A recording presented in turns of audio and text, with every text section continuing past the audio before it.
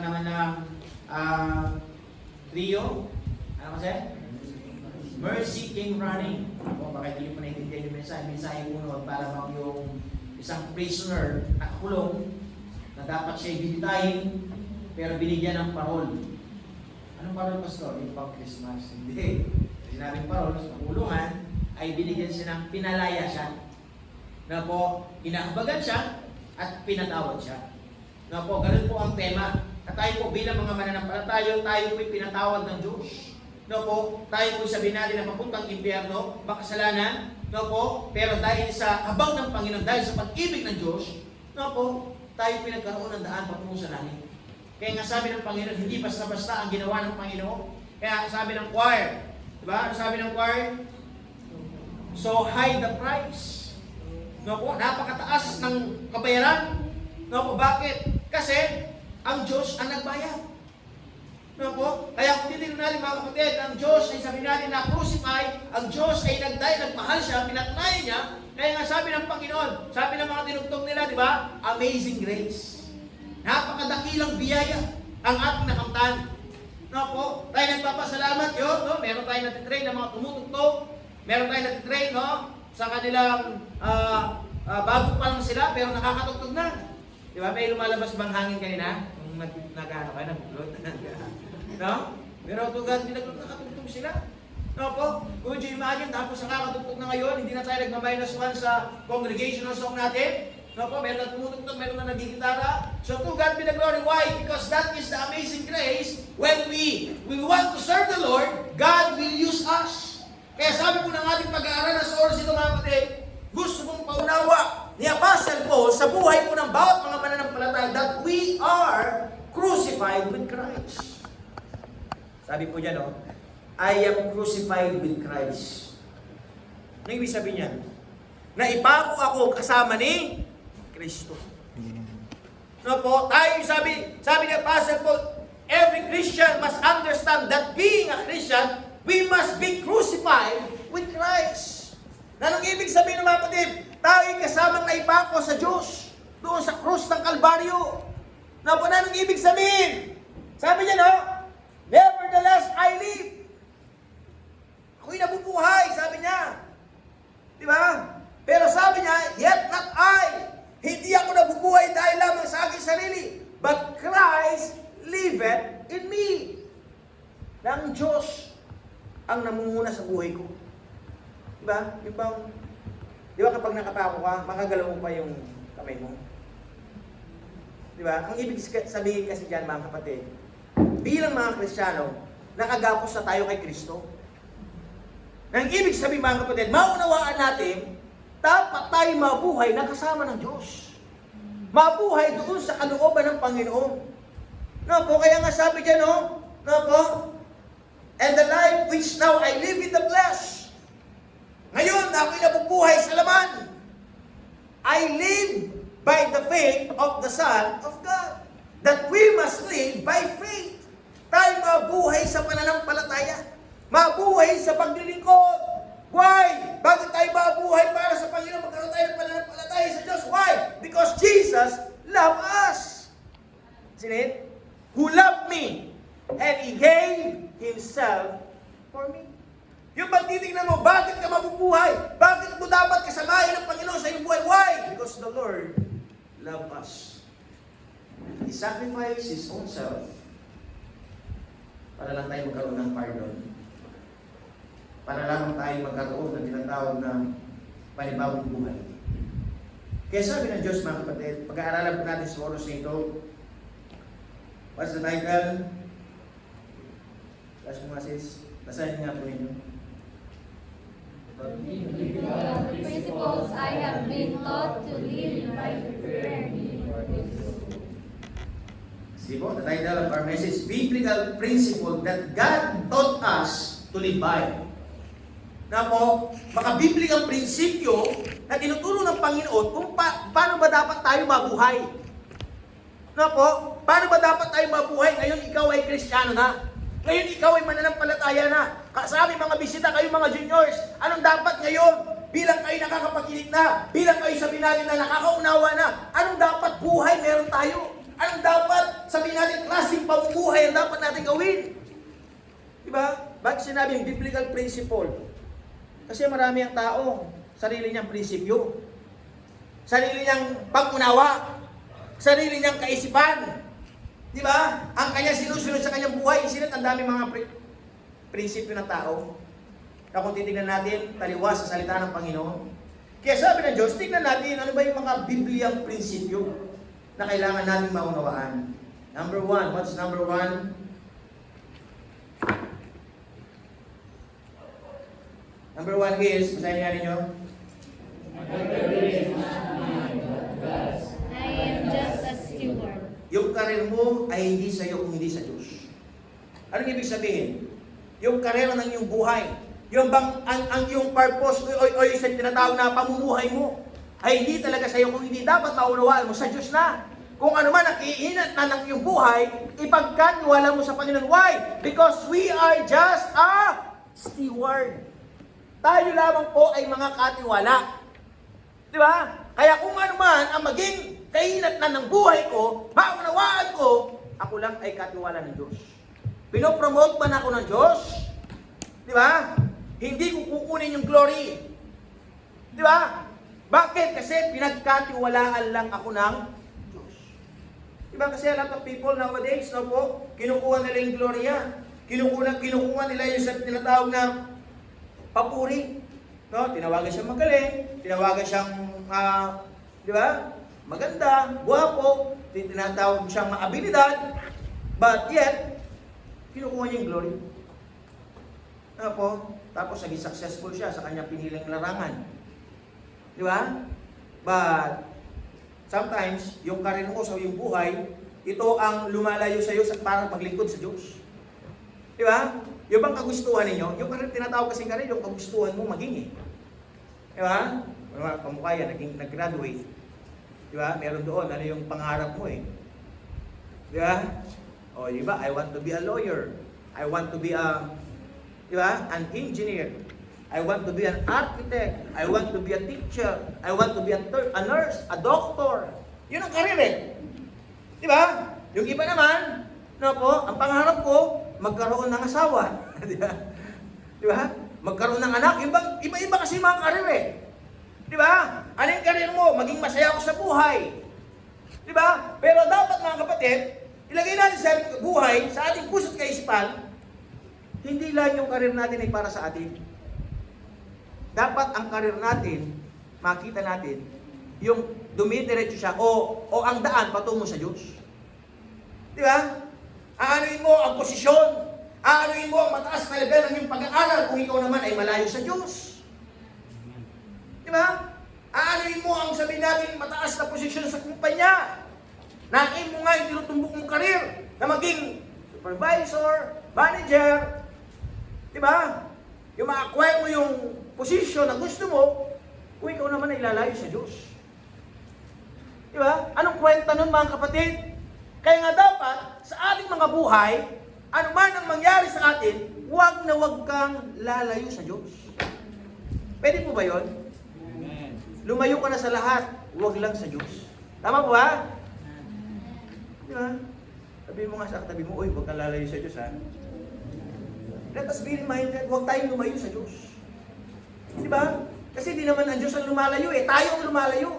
Kaya sabi ng Panginoon Mama, let's just be reminded to each Christians na po, na yung karir natin, ang pangarap natin, dapat patungo sa Diyos.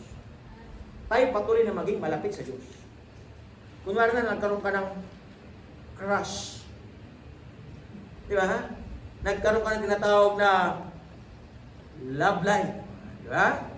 Sa kakapanood ninyo ng mga love story. Di ba? Kayo mga girls, maaga kayong, ano ba tawag doon? Kumakarengkeng, ay kumakarengkeng. Di ba? Kayo mga boys, di ba? O baka maaga din kayong, di ba? Kalalagi mong tao, kakarengkeng ka. Di ba? Yung bang nagkaroon ka lang ng life, lumayo ka na sa Diyos. Di ba? Yung bang darating yung time, magkaroon ka ng sarili mong pamilya. Makakapagpangasawa ka, magkakaroon ka ng asawa. Tapos ang mangyayari, nagkaroon ka nga ng asawa, lumayo ka naman sa Diyos. Mali, amen? Mali yun. Dapat ano man ang magkaroon ka, dapat patuloy ka lang malapit sa Diyos. Patuloy ka lang dapat malapit sa Panginoon. Huwag tayong dapat lumayo sa Diyos. Diba? Hindi ang asawa ang magpapalayo sa iyo sa Diyos. Tama ba? Hindi mahirap eh. Isa pagbabawalan ka. Huwag ka naman sa church! Pag nag-church ka, wala na tayo!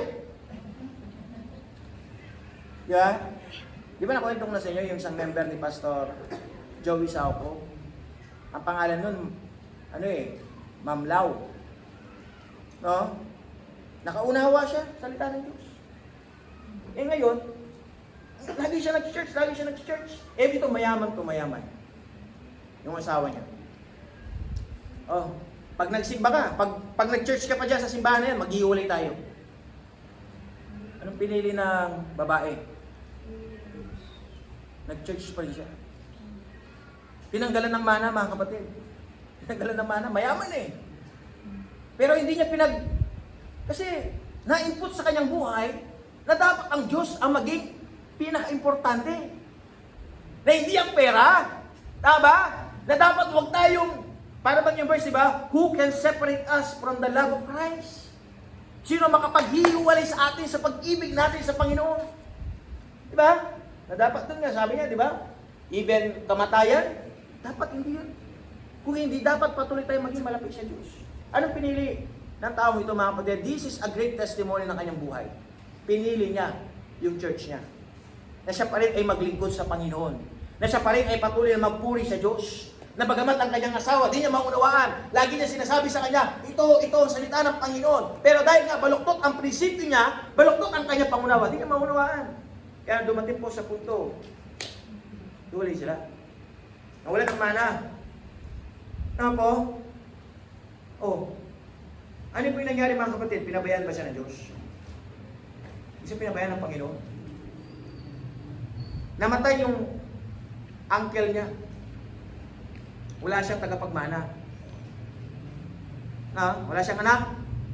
Ngayon, lahat ng pag-aari ng uncle niya, pinamana sa kanya. Would you imagine? Meron siyang hotel dun sa Baguio, napakalaki. Tapos may sports car. Di ba? Yung sports car niya yata, hindi ko alam kung 10. Pinamana lahat sa kanya. Mga apartment, buildings, pinamana sa kanya.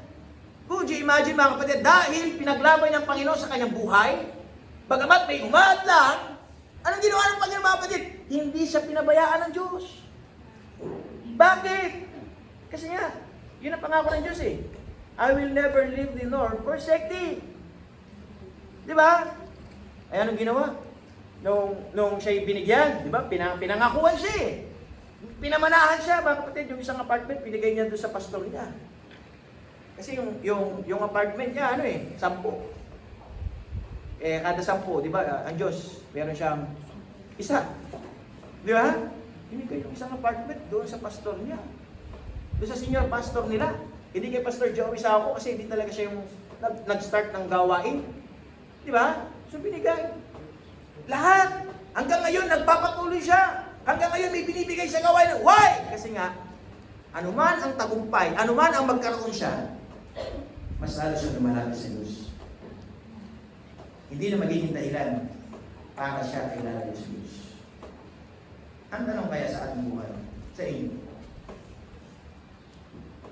minsan maraming mga Kristiyano, napakadali lang na lumayo sa Diyos. Kung isipin mo, bakit sila lumalayo sa Panginoon? Nakita na nila yung tama. Napakinggan nila yung salitang katotohanan at nakita nila na mahal sila ng Diyos. But yet, hindi pa rin nila makuhang maglingkod na may katapangan sa Diyos. Ang kanilang pagsisimba, ups and downs. Diba? Kaya sabi ng Diyos, mga kapatid, don't let our career pull us out from the presence of our Lord. Diba? Kung namin na yan, maayos tayo. Love life man yan, kahit ano man yan, no po, na dapat huwag tayong lalayo sa Diyos. Pwede po ba yun? Maging karamdaman, huwag dapat. Diba? Kasi lagi natin tandaan, alam na alam natin kapag ikaw ay napapalayo sa Diyos, hindi yan ang kagustuhan ng Diyos. Kaya nga dapat itama natin. Kaya nga dapat ayusin natin. Walang magiging maayos kung wala tayo inaayos. Tingnan nyo, may maayos ba kung wala kang inaayos? Why sa church? Gaganda ba ito kung wala kang gagawin? Magic ba ito? Kling! Ganun ba? Hindi ganun eh, di ba? May process. It takes sacrifice. It takes some effort. Di ba? Para maging maayos. Kaya sana po sa buhay po natin mga kapatid, let us be reminded, this kind of biblical principle. My career is not mine, but God's. I am just a student. What's number 2? What's number 2? Pasahin na ninyo. God is my boss, so I have to perform by His standards. Who is our boss? Tatay, sino boss nyo? Mrs.? Diba? Sino si kumanda? Mga nanay. Ito, diretsa na to. Sino ang boss? Diba? Minsan, we feel like we are the boss. But let us be reminded, God is our boss. Diba? God is our boss. Mga young people kayo, minsan ayaw nyo yung binabawalan. Ayaw nyo yung tinuturuan. Kasi gusto nyo rin maging boss. Itang boss-boss ka, di ba? Boss-boss ka. Ako na may da. Di ba? Punta ka din yung grupo. Di ba? Itang muli mo, mapapasunod mo man eh. Di ba? Nyami siya, nanak ng nyaman sa gapad. Di ba? Mumutos. Di ba? Oh. Dapat, let us be reminded that we are not the boss. May boss tayo. Sino boss natin? Ang Diyos. Bakit po ang Diyos ang boss natin? Sa tingin mo, bakit? Di ba kaya ka nabubuhay dahil sa Kanya? Di ba? Kaya ka nakakagalaw dahil sa Kanya. O sinong boss mo? Dapat ang Diyos. Ngayon, dahil nga ang Diyos ang boss natin, anong buhay dapat magkaroon tayo? Di ba? Anong perform? Anong gawa ang kailangan natin gawin? Dapat yung standard ng Diyos. Di ba kayo mga nagtatrabaho, may boss kayo? Minsan maririnig natin, ayusin mo yan. Bakit? Kasi ayaw ni boss eh. Tanggalin mo yan. Kasi bakit? Ayaw ni boss. Baka mapagalitan ka kay boss. Baka masasanti ka. Baka pagsabihan ka ni boss. Tama? Kaya nga naman, pag nagtatrabaho ka talagang, di ba? Papakita mo sa boss mo talaga kasipag-sipag mo. Sabi mong ginagawa, napaulis ka. Di ba? Ay, ayaw ni boss. O boss, ito po tubig boss. Di ba? Kasi bakit? Gusto mong mapa-impress yung boss mo. Tapos, inaayos mo pa yung paggawa mo. Kasi bakit? Gusto mo nga mapa-impress yung boss mo eh. Kaya mo ginagawa yung bagay na yun. Pero tanong, pagdating niya sa Diyos, ang klaseng performance, ang klaseng gawa mong ginagawa. Lagi mo sinasabi, nabigyan na naman ako ng Panginoon. Diba? Diba? Kaya mo naman. Hindi, Pastor. Ang Diyos hindi naman tumitingin sa ganda ng boses eh. Tumitingin sa puso. Yes, nandun na tayo. Tumitingin ang Diyos sa puso. Pero kailangan mo mag-perform ng maayos. Diba? Dapat ka mag-perform ng maayos. Kailangan kang mag-practice. Paano ka makakatugtog na maayos kung hindi ka magpa-practice? Diba? Meron bang ganun sa inyo? Hindi ka nag-practice pero nakatugtog ka ng maayos. Dali mo ha. Diba? Para ka talagang professional. Eh yung mga professional nga, bago sila mag-perform, ilang practice sila eh. Tama? Yung mga nagpo-concert, yung mga nagpe-perform sa Malakihan, di ba meron pa nga sila mga point-point kung saan sila tatayo, kung saan sila magpwesto. Pinapractice nila yun. Bakit? Kasi nga gusto nila maging maayos yung performance nila. Pero tayo, minsan mga Kristiyano, para bang nasanay na tayo sa ulo lang. Hindi na yan. Practice ka minsan. Pwede na ini. Di ba? Di ba napakaganda kahit saan ka nagpa-practice ka? Di ba? Sa banyo ka, talagang kumakanta ka. So high the price we pay. Di ba? Yun ang kumakain kami, naririnig kami. Practice. Ay, nasa banyo talagang, so high the price we pay. Di ba? Sabi niya. O kayo, baka di ba kayo nagpa-practice? Yan hanggang ngayon, ang hina-hina ng boses mo. Nagtataka nga ako eh. Pag hindi kayo kumakanta, lakas-lakas ng boses nyo. Gugula pa!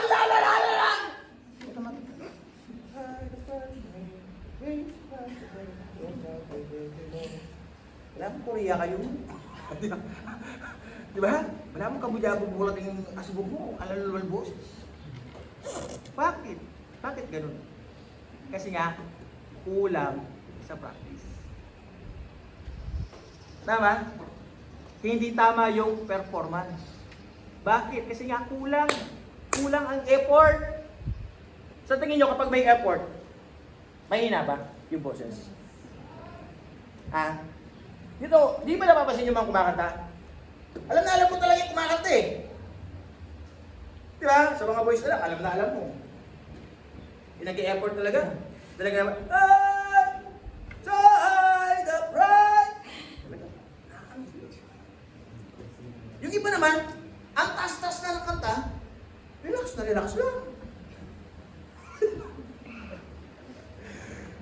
Gets nyo ba? Nag-gets nyo? Kaya mga boys, no?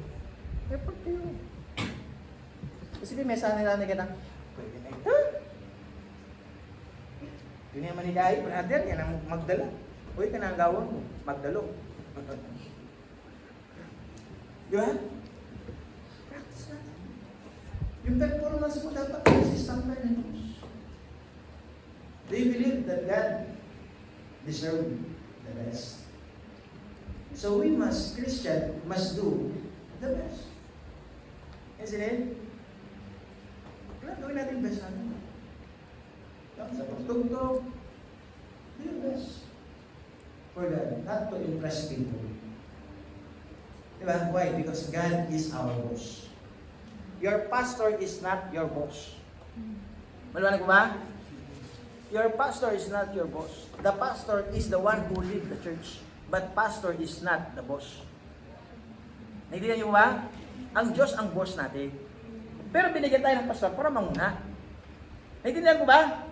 Kasi yung iba, ang wrong mindset nila, gumagawa na lang sila para mapa-impress si pastor. Wag! Hindi ka magbibigay para ma-impress si pastor. Hindi ka naman nagbibigay dahil sa kanya eh. Tama ba? Sino nagbibigay dito dahil kay pastor? Di ba kalunod si pastor? Mag-operate-operate bang makayaya? Ay makarunod si pastor? Alit din barong na, ulit-ulit na lamo. Bangatin niyang panyaling barong. Ganun ba? Bakit yung nag-offering? Dahil makay pastor. Saan ba ginagamit ang offering? Pinagbibili ba ni pastor? Para sa kanya? Sa church, tama ba? May pangangailangan ang church. Mismo nga si pastor nagbibigay. Kaya dapat huwag kayong magbigay. Talagang, ngayon kaya kanya na may bait ang libo na. Diba? Tapos potang IBM yan. At kasi mga hindi mananong pala dapat, potang IBM talagang laway ang tama kanya.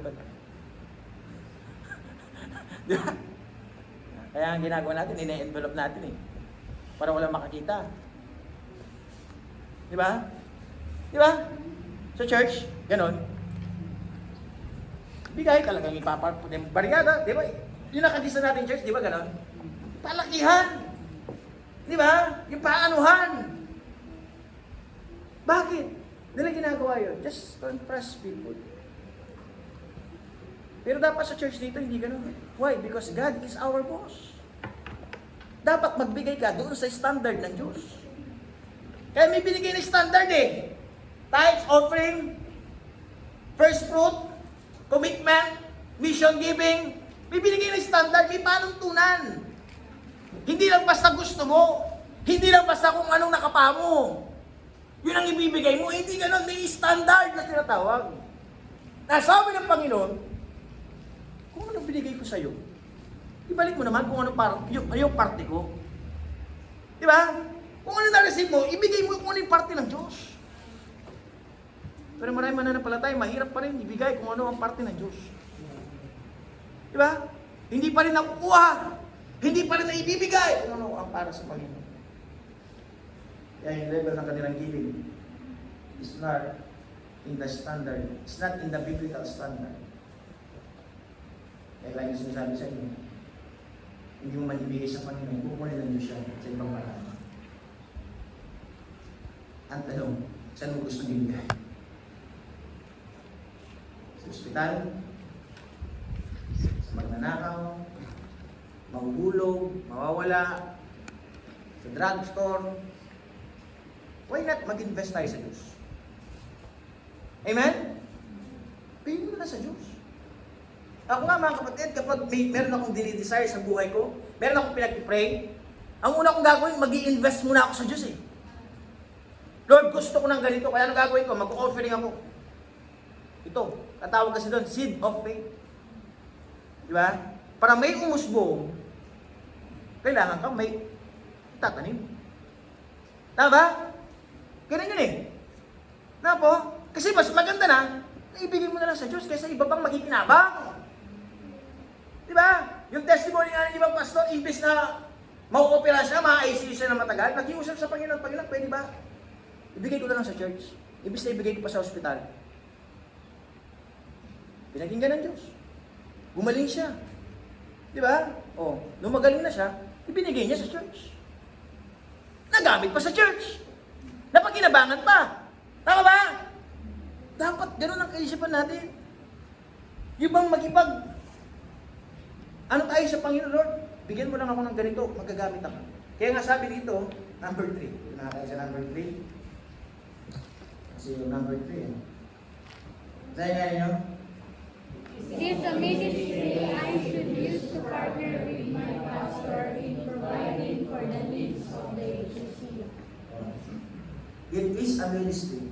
Being a member of this church, being a Christian, if you have a church, you must have a ministry like this. That your ministry, di ba? That you should be used to be a partner with your pastor. Di ba? In providing for the needs of the ecclesia or the church. You are partner sa pangangailangan ng gawain ng Panginoon. Partner sa pangangailangan sa bawat mga activities ng church. Di ba? Dapat partner tayo. Lagyan natin sa aling kaisipan, mga kapatid, ministry ko sa Diyos. Nung ako'y nakakilala sa Panginoon, ano ang pwede kong gawin para sa Diyos? Ano ang pwede kong maibigay? Ano pwede kong ma-provide? Ano pwede kong maging part? Di ba? Dapat ganun. That is a ministry. And that ministry, mga kapatid, dapat pahalagaan mo. Di ba? Like yung sinasabi mga kapatid, kung ano meron ka, doon ka magpagamit. Di ba? Kung ano meron ka. Di ba nga si Moses? Hindi naman sinabi sa Panginoon, yung wala sa kamay mo, yun ang gamitin mo. Hindi. Kung ano nasa kamay mo, yun ang iyong gamitin. Kung ano meron ka, doon ka magpagamit. Di ba? And let us be reminded, this is a biblical principle. Your ministry. Pag sinabing ministry, obligasyon mo sa Diyos. Na kailangan mo sabihin natin, nilagay ka ng Panginoon dito, hindi para swelduhan, hindi para palakpakan, hindi para yung impress ka, hindi. Ministry mo na maging kaakibat ng lingkod ng Diyos. Ang tanong, kagaya na message ng last Sunday,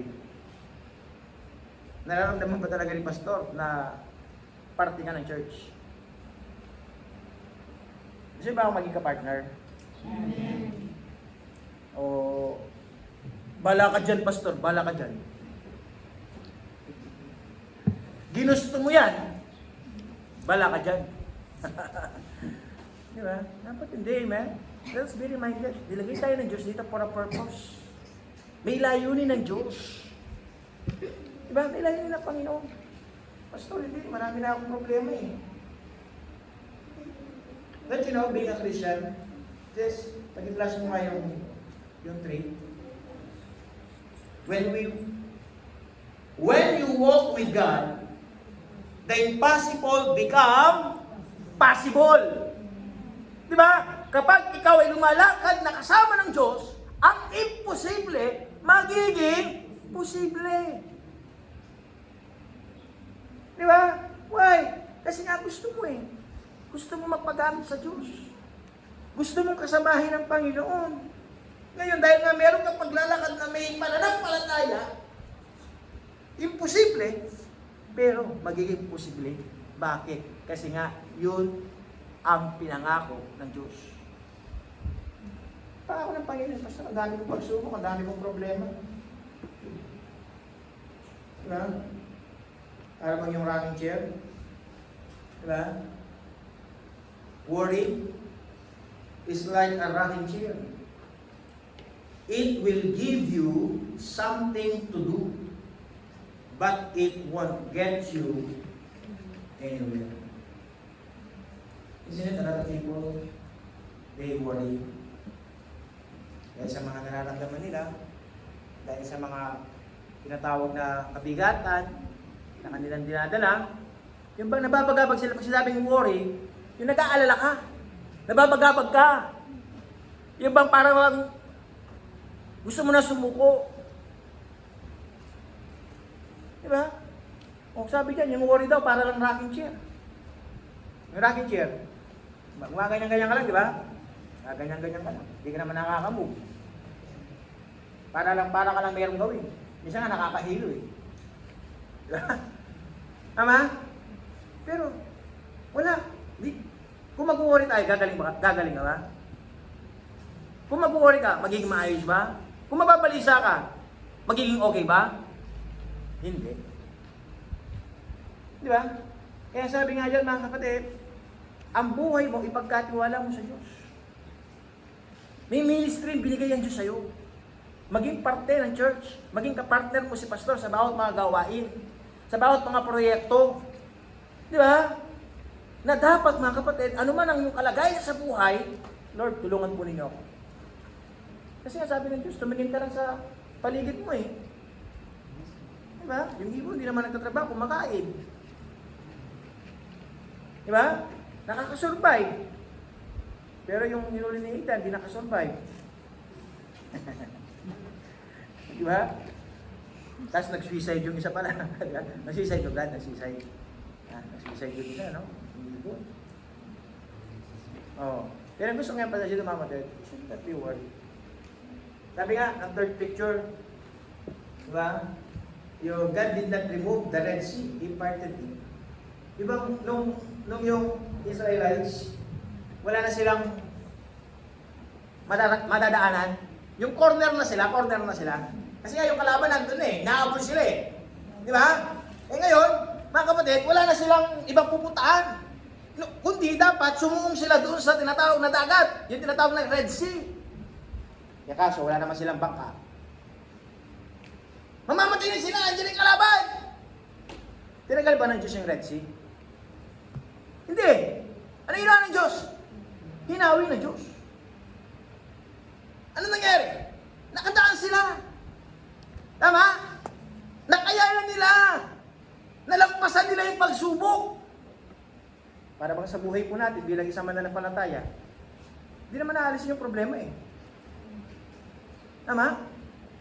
Minsan hindi alisin yung karamdaman, pero ang Diyos gagawa ng paraan para malampasan mo yung problema, yung karamdaman, yung buhay, yung sabihin natin na sinusuong mo. Kasi nga, andyan ang Diyos. Ang tanong, sa pagtitiwala niyo sa Panginoon, buo ba? Diba? Eh sabi na nga yung pinag-aralan, mga kapatid,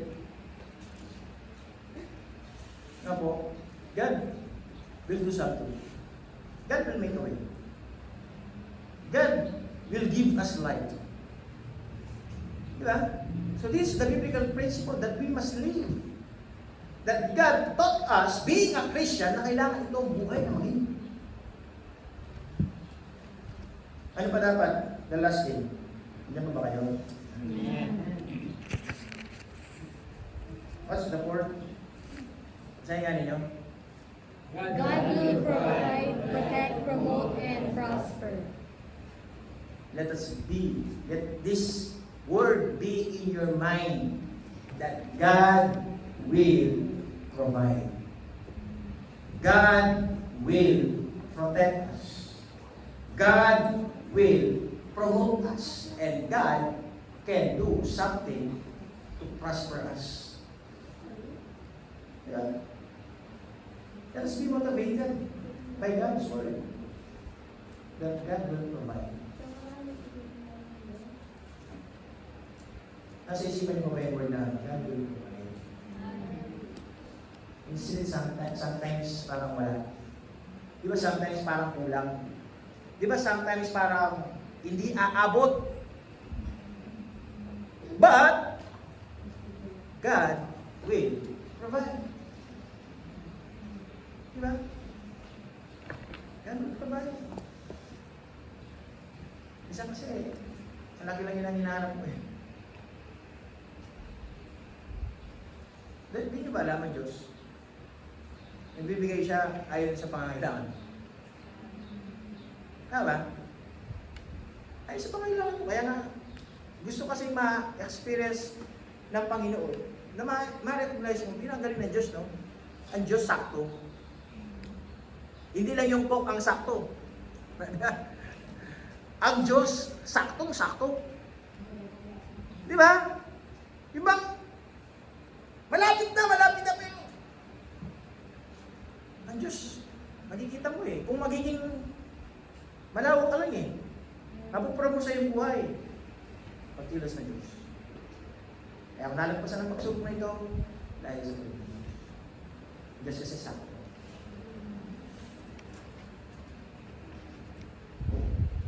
Pilipin church na ito, mga kapatid. Oh. Ako na-experience ko, bilang ako dali ng Diyos, sakto. Wala nang pambili, mila natin, sakto. Di ba? Yung mga materialis, di ba? Minsan akala mo, di aabot. Sakto pala. Di ba? Yun bang? Sakto, masasabi mo, Lord, to God be the glory. Salamat po. Kayo nagpo-provide. Salamat po. Kayo ay nagpo-protect. Hindi nyo ba na-experience na yung nadisgrasya kasunod mo? Na kung mas nauna ka, baka ikaw. Na-experience na ba yung gano'n?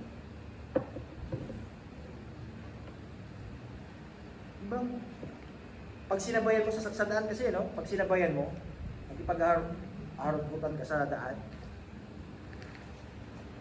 di ba? Tapos na-accident siya. Hira, buti na lang, di ako nakipag-ano eh. Di ba? Kaya minsan yung mga nauuna, ang bilis-bilis, no? Tapos makakasalungan. Piningaman-manok, may accident din. Kaya na kayo mga young people, pag kayo nagbumotor, nalipayabangan ni magmotor. Nalipayabangan ni mag-drive. Sabi ng isa, kung hapon, no? Maraming mga na-aksidente, no? Sa mga nagdadrive, no? Pwede ka mamatay pag nagdadrive ka. Pero sabi ko sa niya, hindi lang po nagdadrive na namamatay. Minsan nga, naglalakad kayo, ma-aksidente kayo. Di ba? Kaya lagi mo tingnan, mga kapatid, kaya ka nabubuhay, kaya hanggang ngayon, safe ka dahil sa protection ng Diyos. Amen. Dahil sa protection ng Panginoon. Kasi yun ang pangako niya eh. That God will give us angels to protect us. Di ba? Kaya nga si King David, nung yung kalaban niya, pinalibutan na siya eh. Di ba? Ano sabi niya? God is the strength of my life. Of whom shall I be afraid? Di ba? God is my salvation. Of whom shall I have fear? Minsan, alam niyo ba kasi, sa totoo lang, ang gustong input ng ating kaaway na si Satanas, ang tinatawag na fear, takot. Eh di ba kayo, di nyo ba nararanasan pag nag-iisa kayo, natatakot kayo? Tama ba? May dayang sulu. Ay! May power! Diba? Agad-agad, tatakot na, paring halo, paring anak, gagagana na. Ay, may palawig kayo sa labin. Ay! May sabi rin ako, sana ang aswang. Diba? Oh. Fear. Dapat huwag ka matakot. Diba? Kasi nga, God will protect you. Diba? Yun na rin matalote kayo.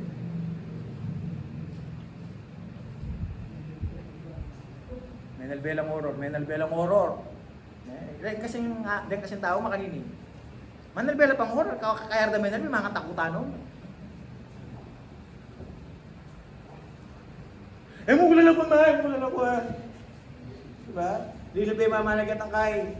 Huli niyan di manalbe. Maano ka rin ka! Diyo ko mo kaya nino ko. Baya, magbanyo. Ted, saka mo na ako magbanyo.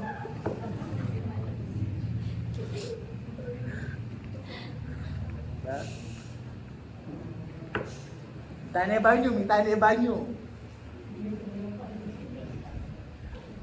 Oy, gagawin kilop. Diba? Sa bukit.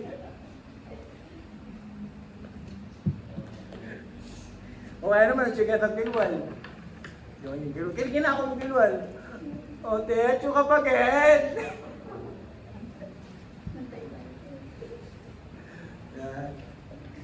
Natatakot na.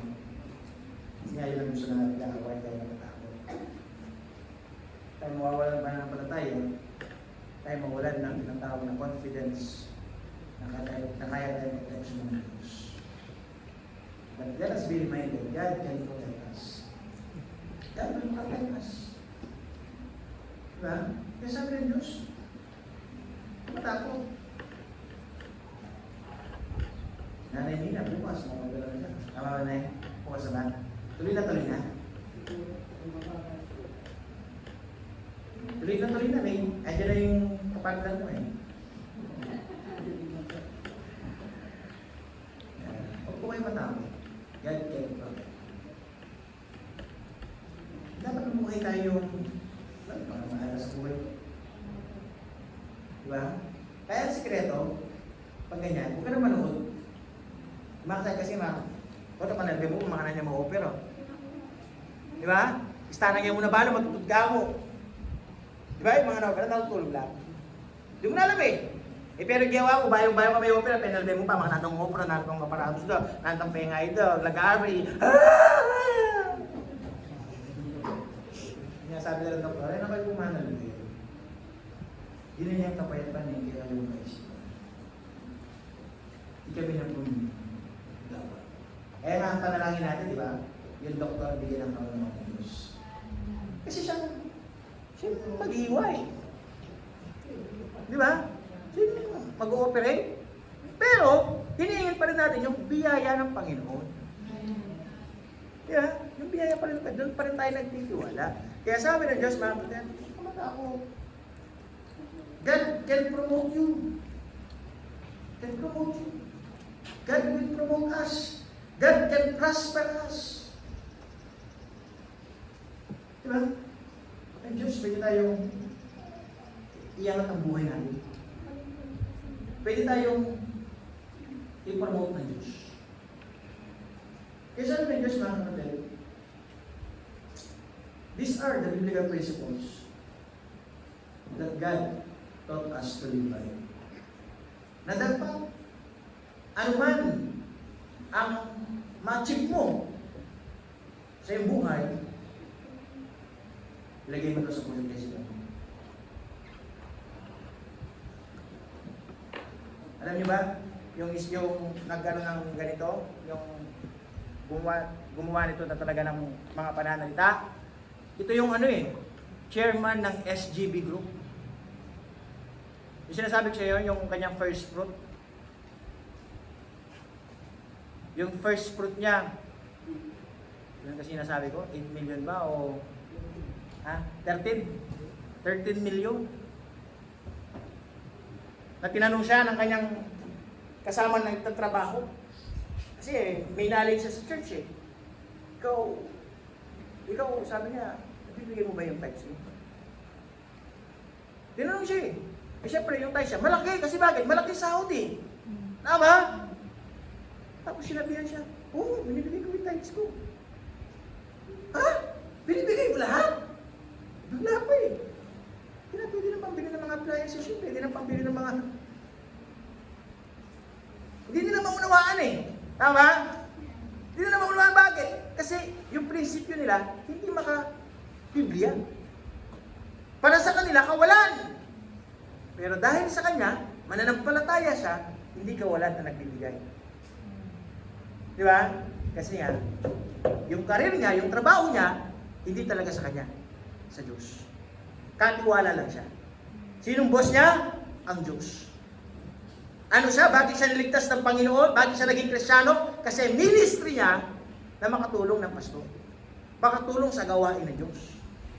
At may ilagay sa kanyang kaisipan that God will provide. Basta ako'y magbigay, God will provide my needs. Diba? Basta ginuuna kong Panginoon, God will provide all. God can heal me. God can protect me. God will promote. Diba? Kaya sana po sa buhay po natin bilang mga mananampalataya, why not have this kind of principle that can strengthen our spiritual faith. Pwede po ba yun? Ano kasi number 1? Please, basahin nga ninyo. Gusto ko yung namnamin ninyo. Nalakas. Basahin nyo nga. Ready? Begin. My career is not mine, but God's. I am just a steward. You are just a steward. Your career, love life, what profession or studies na ginagawa mo, ano man ang achievement mo, hindi talaga sa iyo yan. Sa Diyos yan. You are just a steward. Number 2, God is my boss, so I have to perform His standards. wala tayong ibang boss, hindi ang Diyos. Kaya dapat ayusin natin. Paglilingkod natin, ano man ang ministry na meron ka, yung standard ng Diyos. The Lord deserves the best. So we must hope to do our best. And number 3, It is a ministry I should use to partner with my pastor in providing for the needs of the ecclesia. it is our ministry. Ministry sa Diyos. Inanggap natin si Kristo eh. Naging Kristiyano tayo eh. Naunawaan natin ang tama at binigyan tayo ng simbahan.